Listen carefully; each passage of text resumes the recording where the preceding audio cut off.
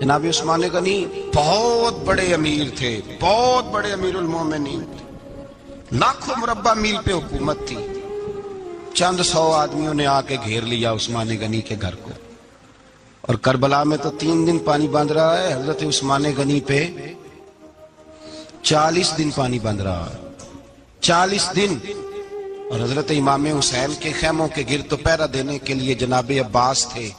اور میں تاریخ کے سارے معتبر حوالے عرض کر سکتا ہوں کہ جب حضرت عثمان غنی کو خطرہ ہوا تو مولا علی شیر خدا نے امام حسن اور حسین کو تلواریں پکڑائیں اور فرمایا دروازے کے آگے کھڑے ہو جاؤ، کوئی بدبخت تمہارے خالو عثمان غنی کے دروازے تک جانے نہ پائے۔ اور اس دروازے سے پھر گیا بھی کوئی نہیں، اس لیے کہ وہاں حسنین کریمین کا پہرا تھا۔ جو گیا بے ایمان تو پیچھے سے چڑھ کر کے گیا۔ حضرت عثمان غنی لاکھوں مربع میل کا حکمران، جہاں جس کے پاس چند ووٹ ہوں وہ دندناتا پھرتا ہے، جس کے پاس 4 باڈی گارڈ ہوں اس کی بات وہ کرتا ہے تو ہوا میں۔ حضرت عثمان غنی کے پاس ہزاروں کی فوج ہے، چند 100 لوگوں نے آپ کے گھر کو گھیر لیا، شہید کرنا چاہتے ہیں۔ جناب عثمان غنی رضی اللہ تعالیٰ عنہ کے پاس حضرت علی رضی اللہ تعالیٰ عنہ، کئی اور لوگ گئے۔ کہا عثمان 3 باتیں ہیں، یہاں تو ہمیں اجازت دو، یا تو تم تھوڑی دیر کے لیے خلافت چھوڑ دو، حکومت چھوڑ دو، چند دنوں کے لیے کسی اور کو امیر بناؤ۔ جناب عثمان کہنے لگے مجھے تو حکومتوں سے دلچسپی نہیں، لیکن میں چھوڑ نہیں سکتا، اس لیے کہ میرے مصطفیٰ کریم علیہ السلام نے مجھے فرمایا تھا عثمان اللہ تجھے قمیض پہنائے گا، لوگ اتارنا چاہیں گے پر تم اتارنا نہ۔ فرمایا میں سمجھ گیا ہوں، اس سے مراد یہی ہے، میں نہیں چھوڑتا۔ کہا عثمان پھر اس طرح کریں، ہمیں اجازت دیں، یہ چند 100 لوگ ہیں، ہماری تلواریں چند منٹ میں فیصلہ کر دیں گی۔ جناب عثمان غنی فرمانے لگے میں نبی پاک کا شہر اپنی وجہ سے خون میں رنگ دوں، میری وجہ سے؟ نبی پاک علیہ السلام نے فرمایا تھا کہ مینڈا ہوگا بکرا جس کی وجہ سے میرے مدینے کی گلیوں میں خون بہے گا، میں وہ بکرا نہیں بننا چاہتا۔ فرمایا میں نہیں چاہتا میری وجہ سے خون بہے اور حضور کے مدینے میں بدامنی ہو۔ عثمان کی جان جاتی ہے تو جائے، پر نبی پاک کے مدینے میں شور نہیں ہونا چاہیے۔ اے پائے نظر ہوش میں آ، یہ کوہ نبی ہے، آنکھوں سے بھی چلنا یہاں بے ادبی ہے۔ تو کہا عثمان پھر اس طرح کرو، کچھ دنوں کے لیے مکے چلے جاؤ۔ میری بات کی سمجھ آ رہی؟ کچھ دنوں کے لیے مکے چلے جاؤ۔ تو جناب عثمان نے داڑھی پکڑ لی، کہنے لگے دیکھ رہے ہو ساری سفید ہو گئی ہے، میں نبی پاک کا شہر چھوڑ کے نہیں جانا چاہتا، میں رسول اللہ کے مدینے میں مرنا چاہتا ہوں، میں نہیں چھوڑوں گا حضور کا شہر۔ یہ انداز ہے جناب عثمان غنی۔ بڑا ستایا گیا حضرت عثمان غنی کو، پراپوگنڈے کیے گئے، آپ کے خلاف مہم چلی، عبداللہ ابن سبا نے بڑی مہم جوئی کی آپ کے خلاف۔ یہودیوں نے مسلمانوں کا روپ دھار کر بڑا آپ کو ستایا، تکلیفیں دی، جی آپ اپنے رشتہ داروں کو بڑا دیتے ہیں، فرمایا کرتے تھے جیب سے دیتا ہوں، مال خزانہ سے نہیں دیتا۔ حضرت عثمان غنی رضی اللہ تعالیٰ عنہ کو بڑا ستایا گیا۔ یہ وہ واحد ہستی ہے حضرت عثمان غنی جنہوں نے شہادت قبول کر لی لیکن تلوار نہیں چلنے دی، لوگوں کو ایک دوسرے کے گلے نہیں کاٹنے دی۔ وہ شخصیت ہے حضرت عثمان غنی کی، لیکن بڑا ستایا گیا، بڑا پراپوگنڈا۔ مجھے بتائیے اس کے بارے میں اللہ قرآن کی آیتیں نازل کر دے، اور جس کے بارے میں مصطفیٰ کریم ایک بار نہیں تین بار جنت کی بشارت عطا کر دے، کوئی بندہ ہمیں تاریخ بتائے، حوالے دے، کہانیاں سنائے، تو ہم اس کی کہانیاں دیکھیں گے یا نبی پاک کا فرمان دیکھیں گے؟ بولیں، جا کے بولیں، جا کے۔ کسی کہانی پر کبھی بھی کان، بس ایک حدیث میں نے بڑی دفعہ سنائی ہے، پھر سناتا ہوں، ترمذی میں ہے، نبی پاک جنازگاہ تک گئے جنازہ پڑھنے، یا رسول اللہ فلاں آدمی انتقال کر گیا، جنازگاہ تک تشریف لے گئے جنازہ پڑھانے، لیکن جنازگاہ تک پہنچ کر محبوب نے فرمایا اس کا جنازہ نہیں پڑھانا۔ یا رسول اللہ کیوں؟ فرمایا اس لیے کہ یہ عثمان غنی سے بغض رکھتا تھا۔ نبی پاک سید عالم صلی اللہ تعالی علیہ وآلہ وسلم نے خود اپنی زبان مبارکہ سے، ترمذی شریف میں حدیث موجود ہے کہ نبی پاک صلی اللہ علیہ وسلم احد پر گئے تو احد کانپنے لگا، تو حضور نے فرمایا احد ٹھہر جا، تیرے اوپر ایک نبی، ایک صدیق اور 2 شہید موجود ہیں۔ تو وہ 2 شہید کون تھے؟ ایک حضرت عمر فاروق، ایک حضرت عثمان غنی رضی اللہ تعالی۔ خود حضور نے فرمایا۔ حضرت عثمان غنی کی جو نانی ہے نا، یہ نبی پاک کی سگی پھوپھی ہیں۔ حضرت عثمان غنی رضی اللہ تعالیٰ عنہ کی جو نانی ہیں وہ حضور کی سگی پھوپھی ہیں۔ یہ چوتھی پانچویں نسل میں جا کے اللہ کے رسول صلی اللہ علیہ وسلم کا خاندان ہی بنتا ہے۔ اللہ کے محبوب علیہ السلام کی 4 بیٹیاں تھیں، اور چاروں کی چاروں حضرت خدیجۃ الکبریٰ رضی اللہ تعالیٰ عنہ کے بطن سے پیدا ہوئی تھی۔ 4 بیٹیاں۔ حضور صلی اللہ علیہ وسلم نے پہلے اپنی بیٹی حضرت رقیہ کا نکاح حضرت عثمان غنی رضی اللہ تعالیٰ عنہ کے ساتھ فرمایا، ان کا انتقال ہو گیا تو محبوب نے دوسری صاحبزادی جناب ام کلثوم رضی اللہ تعالیٰ عنہ کا نکاح حضرت عثمان غنی کے ساتھ فرما دیا۔ 2 شہزادیاں، 2 بیٹیاں۔ یہ جو کہا جاتا ہے نا عثمان ذو النورین، عثمان ذو النورین کا مطلب ہے 2 نوروں والا۔ 2 کچھ بادشاہ قسم کے لوگ ہیں، بیٹیوں کو نور مانتے ہیں، باپ کو نہیں مانتے۔ نبی پاک کی دونوں بیٹیوں کو نور مانتے ہیں، لیکن ان کے والد نبی پاک صلی اللہ علیہ وسلم کے بارے میں باتیں گول کر جاتے ہیں۔ 2 بیٹیاں نکاح میں آئیں تو کیا لقب ہوا؟ عثمان۔ اور مزے کی بات یہ ہے کہ حضرت عثمان کو ذو النورین مولا علی شیر خدا کہا کرتے تھے۔ حضرت علی کہا کرتے تھے عثمان تو ذو النورین ہے، 2 نوروں والا۔ بریلی کے امام فرمانے لگے تیری نسل پاک میں ہے بچہ بچہ نور کا، تو ہے نے نور تیرا سب گھرانہ نور کا۔ اور کہنے لگے نور کی سرکار سے پایا 2 شالہ نور کا، نور کی سرکار سے پایا 2 شالہ نور کا، ہو مبارک تجھ کو ذو النورین جوڑا نور کا۔ مبارک دے رہے ہیں دوسری شادی پر، کہتے ہیں ہو مبارک تجھ کو ذو النورین جوڑا نور کا۔ تو حضرت عثمان غنی رضی اللہ تعالیٰ عنہ 4 5ویں مسلمان ہیں۔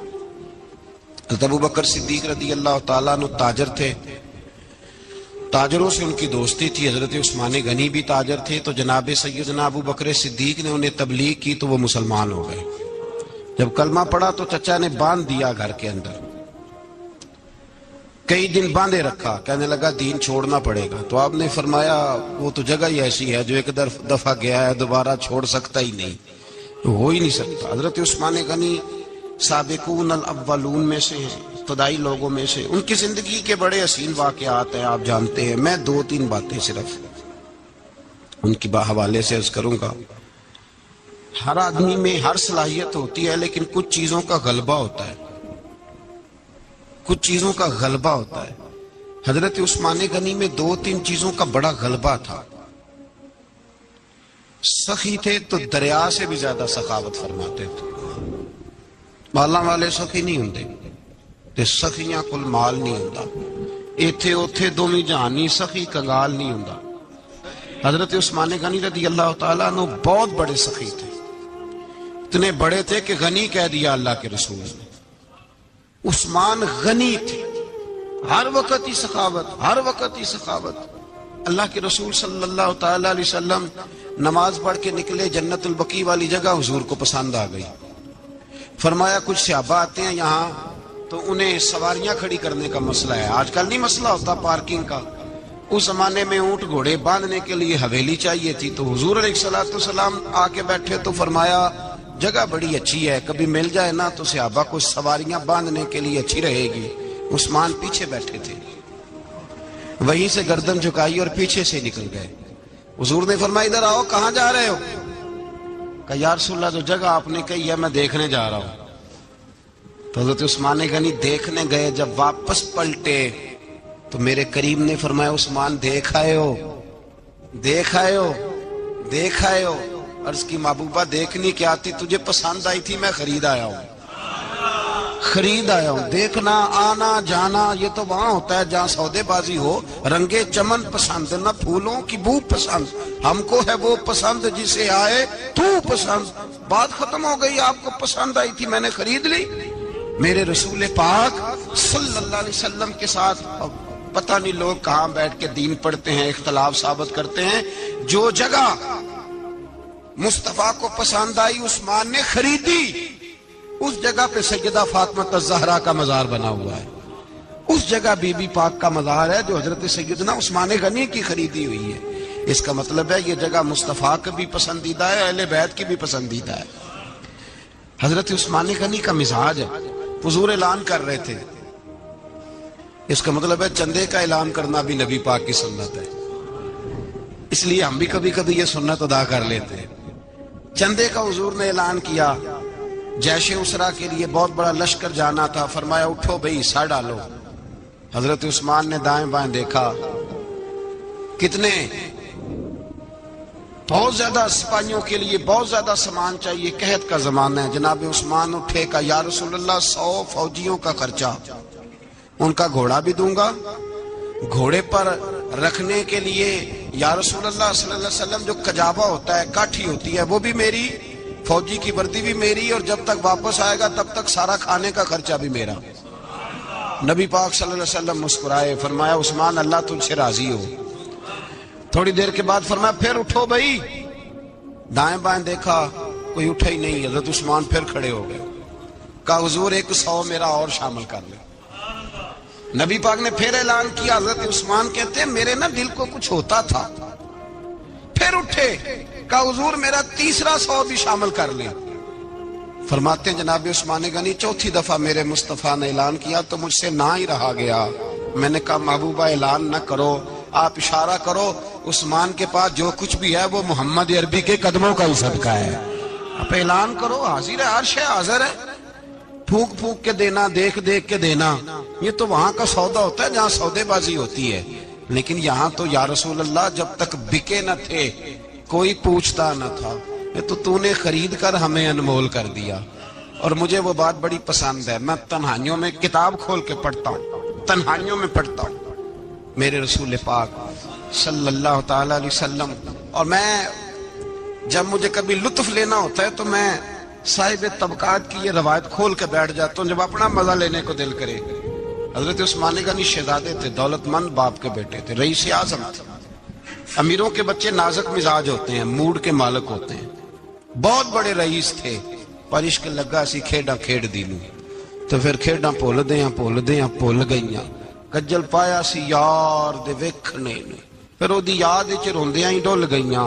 हैदर शाह इस गली कदे न रुलदी, पर हुण ते रुलदी 4-5 दिन के बाद मदीने आए, सफर पे गए हुए थे। हुजूर के पीछे नमाज पढ़ी तो महबूब के चेहरे पे जरा नकाहत है, कमजोरी है।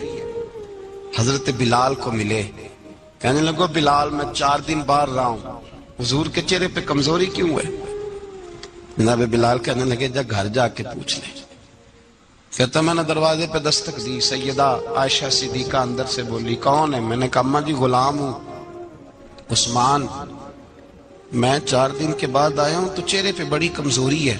फरमाते जनाब आयशा हिचकी लेके रोई, क्या हुआ? तो कहने लगी उस्मान 4 दिन हो गए कौनैन के मालिक ने रोटी कोई नहीं खाई, एक प्याला दूध का एक खजूर। हजरत उस्मान गनी रज़ी अल्लाह ताला का, अम्मा जी आप पर्दे में नहीं चली जाती? शहजादा दौड़े गए, घर से अनाज की बोरी कंधे पे रखी, हर चीज उठाई। गुलाम कहने लगा मुझे दे दो, 20-20 नौकर हैं घर में। फरमाया नहीं ये मेरी ड्यूटी है, मैं नहीं करनी। उस्मान खुद गए, रसूल पाक के घर में झाड़ू दिया, चूल्हे में आग जलाई। हजरत आयशा कहती है मैं पर्दे के पीछे से देख रही थी, जब उस्मान फूंके मारते थे तो दाढ़ी से धुआं निकलता था। पर उस्मान जिसने पानी का प्याला भी खुद ने पिया था, उसने सालन पकाया, फिर रोटियां पकाई तो हाथ जले, खाना पका के और दस्तरखान लगा के मस्जिद में हाजिर हुए। कहा महबूबा अगर मेहरबानी करें तो घर नहीं आते? हुजूर तशरीफ लाए और जब पहला लुकमा तन तंदूर हड्डां दा बालन ते असी हावां नाल तपाया, कप कप मुखियां पेड़े कीते, उत्तों इश्क पलेथन लाया, तन दी हांडी मन दा सालन, उत्तों लून सबर दा पाया। गुलाम फरीदा मैं सारी तेरी, तेनू अजे यकीन नहीं आया? का महबूब यहाँ बैठे तो सही, यहाँ बैठे तो सही। हुजूर तशरीफ फरमा हुए और पहला लुकमा जब नबी पाक ने मुंह में रखा तो उस्मान तड़प के रोए। 600 दिनार नीचे रखे, یا رسول اللہ میں نے دولت کو آگ تو نہیں لگانی اگر تیرے کام نہ آئے. حضور کس کام کی یہ جائیدادیں، کس کام کی؟ اگر آپ کے گھر میں 4 دن کھانا نہ پکے. حضرت عائشہ صدیقہ فرماتی ہیں عثمان تو چلے گئے، یہ کہہ کے تو میرے مصطفیٰ نے پھر ہاتھ اٹھائے اور ایسی دعا دی کہ میں تڑپ اٹھی، میں رونے لگی. حضور نے جھولی اٹھا کے کہا اے اللہ میں عثمان سے راضی ہوں، تو بھی میرے عثمان سے راضی ہو جا. اے اللہ میں راضی ہوں، تو بھی راضی ہو جا. اور بھائی یہ درد، یہ ذوق، یہ مزاج، یہ انداز، یہ حضرت عثمان غنی کو اللہ نے عطا فرمایا. آپ آج لوگ اعتراض کرتے ہیں ہم پہ، کہتے ہیں تم پہلے مدینے بعد میں مکے، زیادہ دن مدینے تھوڑے دن. یہ کیا انداز ہے تمہارا؟ سنو حدیبیہ جس کا ذکر قرآن مجید نے کیا، ید اللہ فوق ایدیہم، پڑھو نا گھر میں جا کے قرآن مجید. حضرت عثمان غنی رضی اللہ تعالیٰ عنہ ساتھ تھے جب نبی پاک صلی اللہ علیہ وسلم 1400 صحابہ کو لے کے عمرے کی نیت سے نکلے. حدیبیہ کی مقام پر کافروں نے روک لیا، کہا عمرہ نہیں کرنے دیں گے. حضرت سیدنا عثمان غنی کو نبی پاک نے سفیر بنا کے بھیجا. جناب عثمان غنی کئی سالوں کے مکے سے بچھڑے تھے، سامنے کعبہ نظر آیا، احرام بندھا ہوا ہے. جب سفیر بن کے گئے تو ابو سفیان کہنے لگے عثمان ہم تیرے رسول کو تو ابھی عمرے کی اجازت نہیں دیتے، باقی لوگ تو نہیں آتے. وہ سامنے کعبہ ہے، وہ حجر اسود ہے، وہ سارا کچھ ہے. طواف کرنا ہے تو کر لو، استلام کرنا ہے تو کر لو، اگر تم نے کعبے کے اندر نماز پڑھنی ہے تو پڑھ لو، صفا مروہ کے پھیرے لگاؤ، تمہیں اجازت ہے. نبی عثمان غنی فرمانے لگے قسم ہے رسول کی زلفوں کی، جب تک میرے مصطفیٰ طواف نہیں کریں گے عثمان بھی کوئی نہیں کرے گا. عثمان بھی وہ کون سا طواف ہے جس میں طواف اور مدینے والا نہ ہو؟ وہ کون سا عمرہ ہے جس میں عمرہ ہو اور رسول پاک نہ ہو؟ وہ کون سا حج ہے جس میں حج ہو اور امام الانبیاء نہ ہو؟ بریلی کے امام بول پڑے، فرمانے لگے حاجیو آؤ شہنشاہ کا روضہ دیکھو، کعبہ تو دیکھ چکے اب کعبے کا بھی کعبہ دیکھو. اور فرمانے لگے غور سے سن تو رضا، کعبے سے بھی آتی ہے صدا، میری آنکھوں سے میرے پیارے کا روضہ دیکھو. یہ ہمیں حضرت عثمان غنی نے سکھایا ہے عقیدہ، یہ عقیدہ حضرت عثمان غنی کا ہے. بات دور نکل جائے گی. محبت معیار ہوتی ہے، محبت روح ہوتی ہے، محبت اصل ہوتی ہے. حضرت عثمان غنی رضی اللہ تعالیٰ عنہ سے کسی شخص نے کہا کہ عثمان کوئی تبدیلی بھی آئی نبی پاک کے غلام بننے کے بعد؟ حضور کے غلام بننے کے بعد کوئی تبدیلی بھی آئی؟ لوگ اپنی اپنی تبدیلیاں بتاتے رہے. جناب عثمان غنی نے 2 جملے کہے، لوگ کہتے ہیں ہماری چیخیں نکل گئیں، یہ معراج حضور سے پیار کی محبت اور عشق کا یہ رنگ عثمان غنی کا. حضرت عثمان غنی کہنے لگے تم تبدیلی کی بات کرتے ہو؟ میں نے جب سے نبی پاک کے ہاتھ میں سیدھا ہاتھ دے کے بیعت کی ہے، میں نے یہ ہاتھ دوبارہ کبھی گندگی کو نہیں لگایا. اور فرمایا جب سے پہلی نظر سے جلوہ والضحیٰ دیکھا ہے، میں نے اس کے بعد اپنی شرمگاہ کو بھی کبھی نہیں دیکھا، اس لیے کہ ان آنکھوں میں رسول اللہ کے جلوے رچ بس گئے. یہ معیار پیدا کیا جناب عثمان غنی. اور مدینہ منورہ سے جو محبت ہے نا مسلمان کی، اس کا اگر اصل رنگ دیکھنا ہو تو جناب عثمان غنی کو زندگی کو دیکھا جائے. اصل رنگ. حضرت سیدنا عثمان غنی با حیا بڑے تھے. کیا بڑے تھے؟ کچھ لوگ بے حیا ہوتے ہیں، کسی کو بھی نہیں چھوڑتے، نہ صحابہ کو، نہ اہل بیت کو، نہ کسی اور کو. عثمان با حیا بڑے تھے. کتنے؟ حضرت عائشہ صدیقہ فرماتی ہیں، مشکات میں مسلم میں موجود ہے، آپ فرماتی ہیں نبی پاک بیٹھے تھے تو حضور کی نا پنڈلی مبارک، مرد کے لیے حکم ہے ناف سے گھٹنے تک چھپا کے رکھے. پنڈلی ننگی ہو بھی جائے نا یہ پنڈلی تو اس کی اجازت ہے شریعت میں مرد کے لیے. فرماتی ہیں اللہ کے محبوب لیٹے ہوئے تھے اور حضور کی طامت پنڈلیوں سے تھوڑی اونچی تھی، تو حضرت ابو بکر صدیق آئے تو نبی پاک نے فرمایا آ جاؤ. حضور لیٹے رہے. ماتی تھوڑی دیر گزری تو حضرت عمر فاروق آئے، حضور اجازت ہے، تو نبی پاک صلی اللہ علیہ وسلم نے فرمایا آ جاؤ. نبی پاک لیٹے رہے. چند لمحے گزرے تو عثمان غنی آ گئے. حضور آ جاؤ. فرمایا 1 منٹ. اللہ کے حبیب اٹھے، طامت مبارک کو سمیٹا، پنڈلیوں کو ڈھانپا. حضور بیٹھے، عثمان آئے، باتیں ہوئی، چلے گئے. حضرت عائشہ کہتی ہے میں پردے کے پیچھے سے دیکھ رہی تھی میں حاضر خدمت ہوئی، کا محبوبہ سمجھ نہیں آئی، آئے ابو بکر بھی ہیں، میرے والد آئے، عمر بھی ہیں، مقام ان کا بھی بڑا ہے، پر عثمان آئے تو آپ نے کپڑا سیدھا کیا، فرمایا عائشہ میں اس سے حیا نہ کروں جس سے اللہ کے فرشتے بھی حیا کرتے ہیں۔ حضرت عثمان غنی رضی اللہ تعالیٰ عنہ اپنے گھر کے اندر ہوتے تو کئی کپڑے لپیٹے رہتے، کئی کپڑے جناب، میں ایک نتیجہ آپ کے سامنے رکھنا چاہتا ہوں، میری طرف دیکھیں، کئی کپڑے لپیٹے رہتے، کپڑوں کے اوپر کپڑے، شرم و حیا کے پیکر۔ جناب عثمان غنی غسل کرتے تو کپڑوں سمیت کرتے، فرماتے نا بھائی مجھے شرم آتی، پیکر شرم و حیا۔ اس کا نتیجہ کیا نکلا؟ حضرت رقیہ رضی اللہ تعالیٰ عنہ کے ساتھ جناب عثمان غنی کا جب نکاح ہوا تو ابھی پردے کی آیتیں نہیں آئی تھی، شرم و حیا کے پیکر تھے، ابھی پردے کا حکم نہیں آیا تھا۔ صحابہ بے دریغ آتے جاتے تھے ایک دوسرے کے گھروں میں۔ اللہ کے محبوب علیہ السلام نے گوشت پکایا تو فرمایا حضرت اسامہ بن زید کو جاؤ عثمان کو بھی دے آؤ۔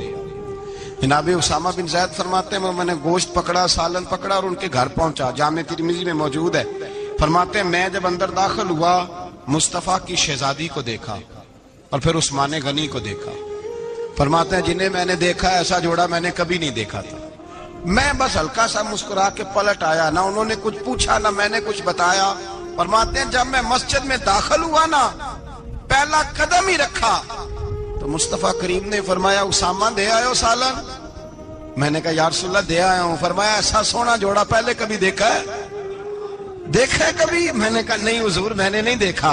تو میرے مصطفیٰ کریم علیہ، یہ لفظ ترمذی کے نہیں، عیشا ولی اللہ صاحب نے ازالۃ الخفا میں لکھیں، میرے محبوب پاک علیہ السلام نے فرمایا عثمان کی شکل ایک تو جد الانبیاء ابراہیم خلیل اللہ سے ملتی ہے، اور دوسرا فرمایا اگر کسی نے میرے جلوے دیکھنے ہو تو وہ بھی عثمان کے چہرے میں نظر آئیں گے۔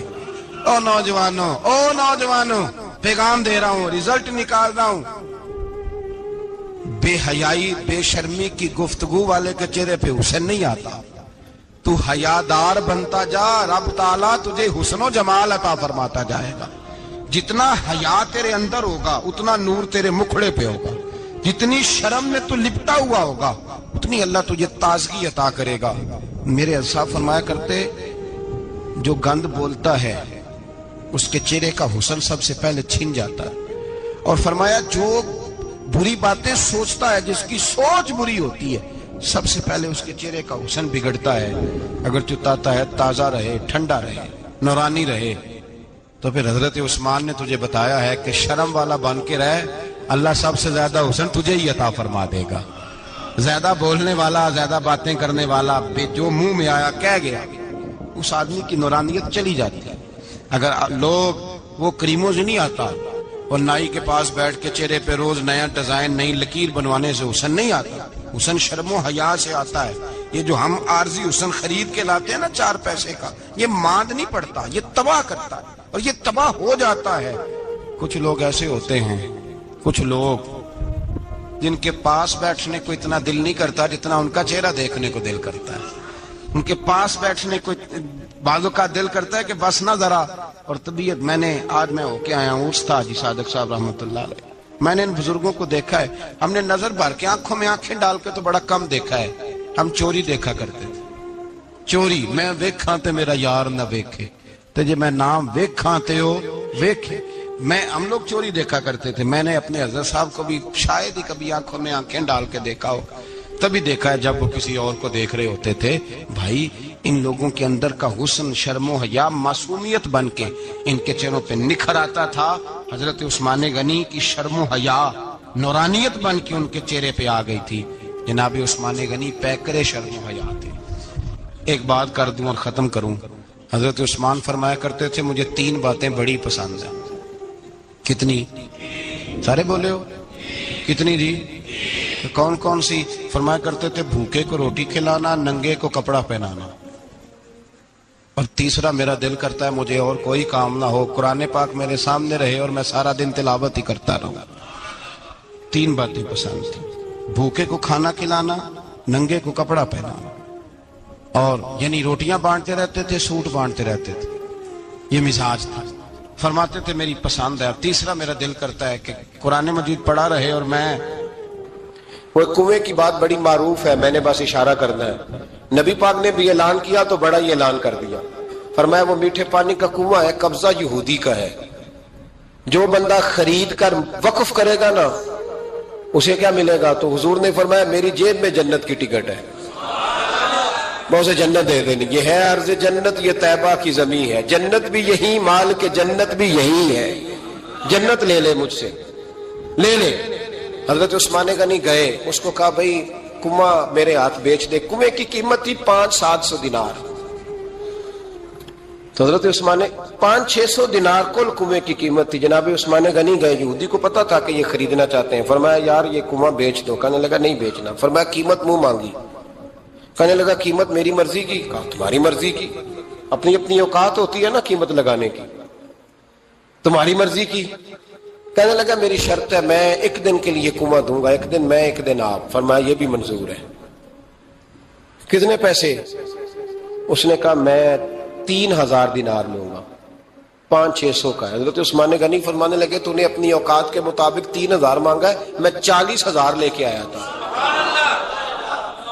اپنی اوقات کے مطابق مانگا، 40,000 دینار میری جیب میں۔ یہودی کہنے لگا عثمان تو تاجر ہے، اور عام تاجر نہیں، عالمی سطح کا تاجر ہے، لوگ تیری تجارت کی مثالیں عرب میں دیتے ہیں، پر 500-600 کا کنواں 40,000، فرمانے لگے مسئلہ کنویں کا نہیں، مسئلہ مصطفیٰ کے فرمان کا ہے، وہ جو حضور کا فرمان پورا کرنا ہے نا اس کے لیے 40,000 تھوڑے ہیں، میرے پاس تھے ہی اتنے جو لے کے آیا ہوں۔ حضرت عثمان نے پیسے چکائے، اس نے کہا ایک دن پانی ملے گا، فرمایا منظور ہے۔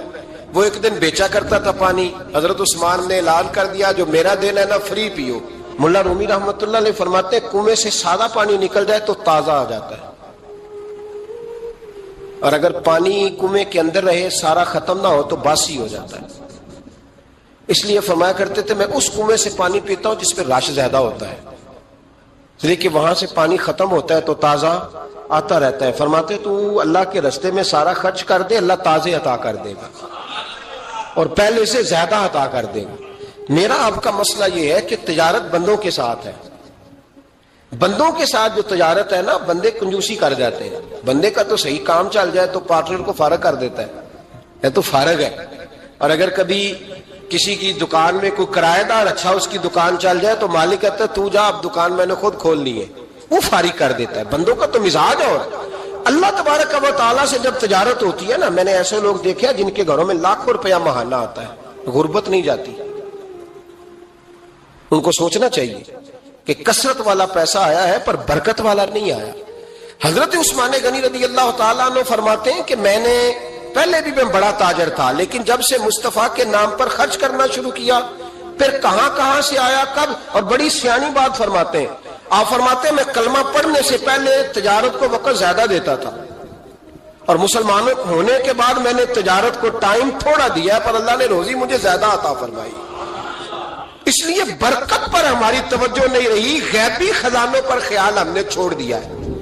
غیبی خزانوں سے جو چیز ملتی ہے وہ زیادہ ملتی ہے، جو مادی ذرائع سے ملتی ہے وہ چیز کم ہوتی ہے۔ حضرت عثمان غنی پر الزام لگا جب آپ کا دور حکومت تھا، یہ یاد رکھیں کہ سب سے زیادہ الزامات حضرت عثمان غنی پہ لگائے گئے، جن بندوں کے قد کاٹ زیادہ ہوتے ہیں ان کے خلاف پراپوگنڈے بھی لمبے چوڑے ہی ہوتے ہیں۔ بڑی بڑی بات یاد رکھنا، کہا گیا کہ حضرت عثمان لوگوں کو نوازتے بڑا ہے، بڑا دیتے ہیں حضرت عثمان غنی، تو حضرت عثمان غنی فرمایا کرتے تھے حکمران تو میں آج بنا ہوں تو میں تو پہلے بھی بڑا دیتا تھا، وہ کس خزانے سے دیتا تھا؟ آپ جواب دیا کرتے۔ دیکھیں ذرا، لاکھوں لوگ حج کرنے آتے تھے پر حضرت عثمان غنی حج کرنے جاتے تو اعلان کر دیتے کہ کوئی حاجی حج کے موقع پر آ کے کھانا نہ پکائے، سب کو کھانا عثمان غنی اپنی جیب سے دیا کرے۔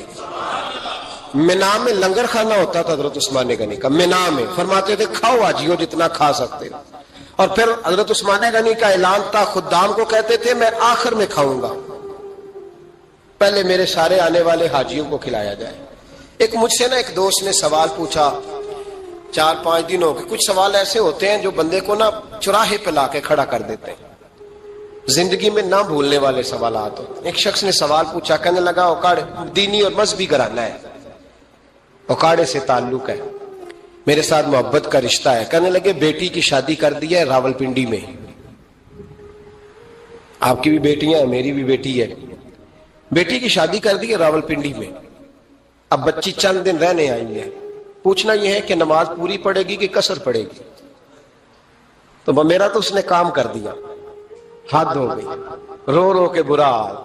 میں نے کہا یار تو بند کر دے فون, رات کو بتاؤں گا. کیا پوچھ لیا یار تو نے؟ بیٹی مسافر نہیں ہوتی, بیٹی تو مہرانی ہوتی ہے باپ کے گھر کی. وہ بیٹی مطلب کیسے بتاؤں کہ دل کرتا ہے کہ بیٹی وہ صرف ہنسے, وہ روئے کبھی نہ. یہ دعا ہوتی ہے. تو نے اتنا بڑا سوال کیوں کیا؟ بہرحال علماء کو کچھ چیزوں کے جواب دینے پڑتے ہیں. میں نے کہا میں رات کو بتاؤں گا. رات کو پھر فون آیا کہ آپ وہ بڑی جلدی جواب دینے کے عادی ہیں تو دیر کیوں کر دی؟ تو میں نے کہا یار جواب تو میرے پاس تھا لیکن ہمت نہیں تھی ابھی. تو میں نے کہا کہ اگر تو بیٹی آئی ہے والد کے گھر میں اور ابا جی کا پروگرام ہے اسے جائیداد میں سے حصہ دینے کا, تو پھر تو بیٹی نماز پوری پڑے گی. لیکن اگر ابا جی نے علیحدہ کر کے انگوٹھا لگوانا ہے تو پھر بیٹی مسافر ہے. اگر ابا جی نے اس کو علیحدہ کر کے انگوٹھا لگوانا ہے نا کہ دے دے بھائیوں کو, خیر ہے تیری شادی پہ خرچہ کر دیا ہے. اگر ابا جی کے دل میں نے کہا یہ ابے سے فتویٰ پوچھ لو, اگر ابا جی کے دل میں چور ہے نا کہ بیٹی کو دینا کچھ نہیں, تو پھر بیٹی نے نماز قصر پڑھنی ہے. اس لیے کہ پھر وہ وہاں حصے دار. اس کی دلیل حضرت عثمان غنی رضی اللہ تعالیٰ عنہ حج کے لیے تشریف لے گئے تو لوگوں نے حضرت عثمان غنی سے کہا کہ نبی پاک بھی قصر نماز پڑھتے تھے, حضرت عمر بھی حج کے موقع پر قصر پڑھتے, حضرت ابو بکر بھی, آپ کیوں پوری پڑھتے ہیں؟ فرمایا ان کا مکے میں گھر کوئی نہیں تھا, میرے تو پورے کے پورے باغ ہیں, تو میں یہاں مسافر نہیں ہوں, میں یہاں مقیم ہوں. تو اگر تو بیٹی کا حصہ بھی ہے ابا جی کے گھر میں تو پھر وہ نماز پوری پڑے گی. لیکن اگر ابا جی نے اللہ تعالیٰ خیر فرمائے بیٹوں کے حق میں فیصلہ سنا دیا ہے اور انہوں نے بیٹی سے کہہ دیا ہے کہ چھوڑ, جو بیٹیاں حصہ لیتی ہیں ان کے بھائی نہیں ملتے تو نہ ملے بھائی, کوئی حرج نہیں. ضروری ہے ظالم بھائیوں سے رابطہ رکھنا جو کھا جائے بہنوں کا حصہ. والد ظالم ہے, ظالم ہے باپ, بیٹے کو حصہ دیتا ہے بیٹی کو نہیں دیتا. اور یہ 1.5 مربے والے جاگیردار کی بات نہیں کر رہا, جس کا 4 مرلے کا مکان ہے اس کی بیٹی کا بھی حصہ بنتا ہے. کیوں کھاتے ہو بیٹیوں کا حصہ؟ ڈر نہیں آتا اللہ تعالیٰ سے؟ کیوں کھاتے ہیں لوگ بیٹیوں کا حصہ؟ جب اللہ رسول نے رکھا ہے تو کیوں کھا جاتے ہیں؟ اور پھر کہتے ہیں جناب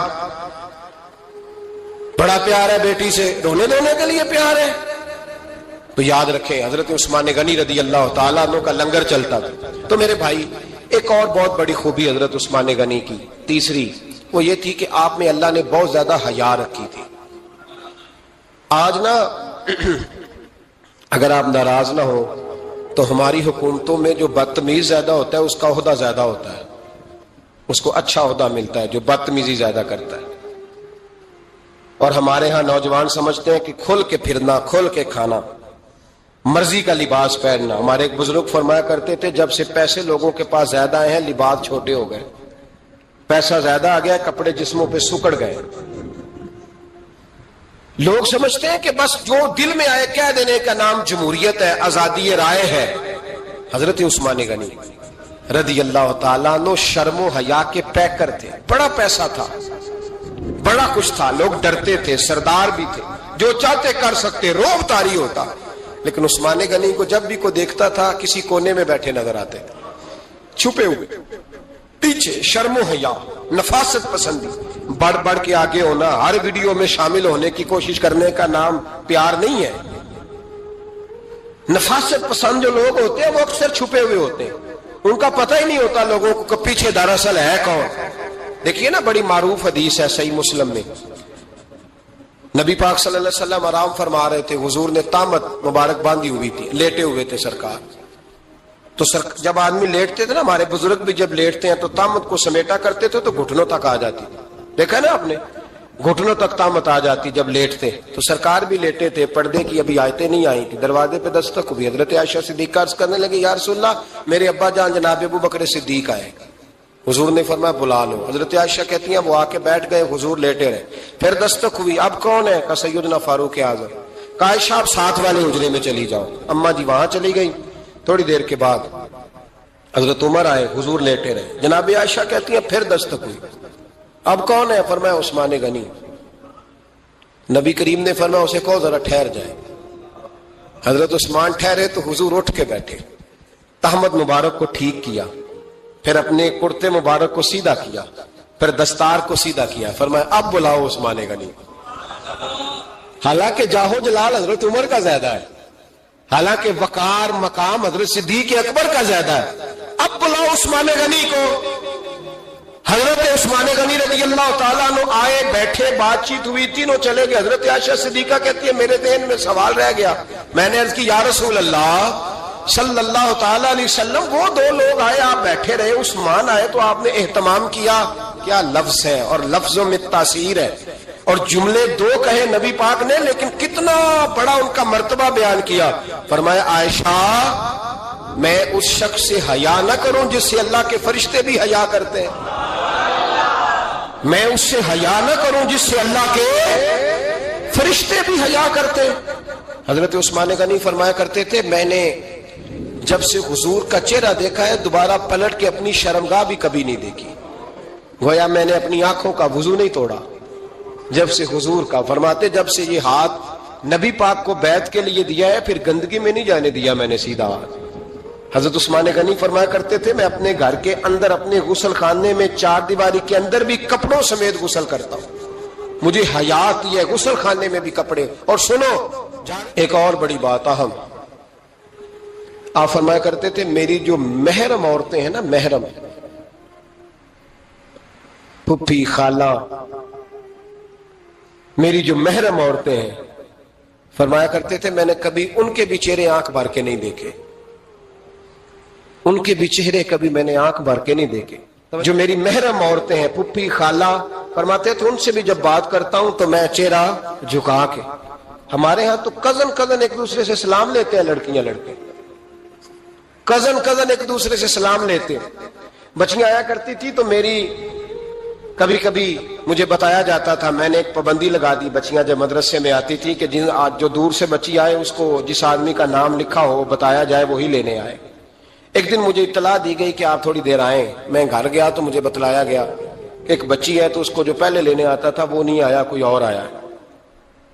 میں نے اس کے بھائی کو فون کیا کہ آپ لینے نہیں آئے, کہنے لگے یہ کزن ہے ہمارا, اس کے ساتھ بھیج دیں, آپ ہمارا ہی کزن ہے, خالہ زاد ہے. میں نے کہا یار آپ کہاں ہو, کہنے لگے مجھے 20-25 منٹ لگ جائیں گے. تو میں نے کہا ابھی کلاسیں بھی جاری ہیں تو آپ ہی آ جانا خود ہی. میں نے کہا سب آپ بھیج دیں, مجھے اعتبار ہے اس پہ. میں نے اس کو ایک بات کہی جو آپ کو بھی کہتا ہوں, میں نے کہا یار تمہیں اعتبار ہے تو اللہ رسول کو اعتبار کیوں نہیں, انہوں نے کیوں غیر محرم بنایا؟ عجیب تماشا ہے. مجھے پھپھی ذات پہ, خالہ ذات پہ, ماموں ذات پر اعتبار ہے, نبی پاک کو کیوں نہیں؟ آپ کو زیادہ پیار ہے لوگوں سے یا نبی پاک کو امت سے زیادہ پیار ہے؟ کیا مطلب تماشا ہے, کیا مزاج بنا لیا میں نے اور آپ؟ نبی پاک نے ایک شخص پر اعتبار نہیں کیا, پر میں اس سے پردہ کروں, آپ نے اور میں نے کیسے کر لیا؟ نبی پاک نے خالہ ذات, پھپھی ذات, دیور پر, جیٹ پر, سالے پر, بہنوئی پر اعتبار نہیں کیا, پابندی لگا دی. تو نے کیسے کیا؟ تیرے دل میں زیادہ درد ہے, تو زیادہ دین کو سمجھنے لگا ہے, انسانیت زیادہ اچھل آئی ہے تیرے اندر. اعتبار کیا ہوتا؟ یاد رکھنا دنیا میں جتنے گھر تباہ ہوئے ان لوگوں کی وجہ سے نہیں ہوئے جن پر اعتبار نہیں تھا, ان کی وجہ سے ہوئے جن پر اعتبار تھا. گھر کا بیٹی لنکا ڈائے, باہر والے آ کے کبھی بھی گھر میں کوئی نقب زنی نہیں کرتے, جب بھی کرتے ہیں اعتبار والے کرتے. میرے رسول پاک علیہ الصلوۃ والسلام کی وہ ازواج جن پر اللہ کو اتنا اعتبار ہے کہ رب کہتا ہے میرے محبوب کی بیویوں تمہاری جیسی دنیا میں دوسری ہے ہی کوئی نہیں, اللہ کو اتنا اعتبار ہے. لیکن ایک نابینا صحابی آئے تو حضور کی 2 ازواج بیٹھی تھی, تو نبی پاک نے فرمایا پردہ کرو. یا رسول اللہ وہ تو نابینا ہے. فرمایا تمہیں تو نظر آ رہا ہے نا, تمہاری آنکھیں تو کھلی ہوئی ہیں. حضور کو اعتبار نہیں تھا, بس کر دیں. سب سے بڑا ظالم وہ ہے جو کہتا ہے مجھے بیٹی پہ اعتبار ہے, وہ ظالم ہے. وہ اپنی بیٹی کے ساتھ ظلم کر رہا ہے, جو کہتا ہے مجھے اعتبار ہے, کالج جا رہی ہے, یونیورسٹی جا رہی ہے, اکیلے آ جا رہی ہے, مجھے اعتبار ہے. یہ ظلم کر رہا ہے بچی کے ساتھ. وہ تو بچی ہے, اس کا تو ذہن کمزور ہے. ہو سکتا ہے صاف دل ہو لیکن سامنے جو شیطان چوکوں میں گلیوں میں دائیں بائیں گھوم رہے ہیں وہ تو صاف دل نہیں ہے نا، وہ تو معصوم طبع نہیں ہے نا. تو بعض اوقات بڑے اچھے نفیس بچے بھی شیطانوں کا شکار ہو جاتے ہیں. خدا کا خوف کریں. حضرت عثمان غنی کی زندگی، حضرت عثمان فرماتے ہیں جو محرم عورتیں تھیں ان کی طرف بھی آنکھ بھر کے نہیں دیکھا، اس لیے کہ وہ خاتون ہے، میں مرد ہوں، میری حیا مانے. آج لوگوں کو شوق ہو گیا عورتوں کی مجلس میں دوڑ دوڑ کے جانا، وہاں بیٹھنا، وہاں وقت بتانا. پیران عظام کہتے ہیں کہ وہ درویشنیوں کے بیچ بیٹھے ہیں جی، باپ بیٹی ہوتے ہیں جی، مریدنی اور پیر. میں نے کہا کوئی نہیں ہوتے. اس رشتے پر استدلال ہے. اعلیٰ حضرت فرماتے ہیں واجب ہے پردہ پیر اور مریدنی کا، یہ پردہ واجب ہے. اگر کوئی شخص اس طرح بے پردہ بیعت لے گا، بیچ میں بیٹھے گا، تو اس کا تو مرید ہونا ویسے ہی حرام ہے، جائز ہی نہیں ہے. جو سارا دن تویز دھاگے کے لیے بیٹھا رہے اور بیویوں سے گفتگو کرتا رہے. خدا را حضرت عثمان غنی رضی اللہ تعالیٰ عنہ کی زندگی میں جو باتیں ہمیں بہت زیادہ ملتی ہیں ان میں نفاست ہے، آپ کی حیا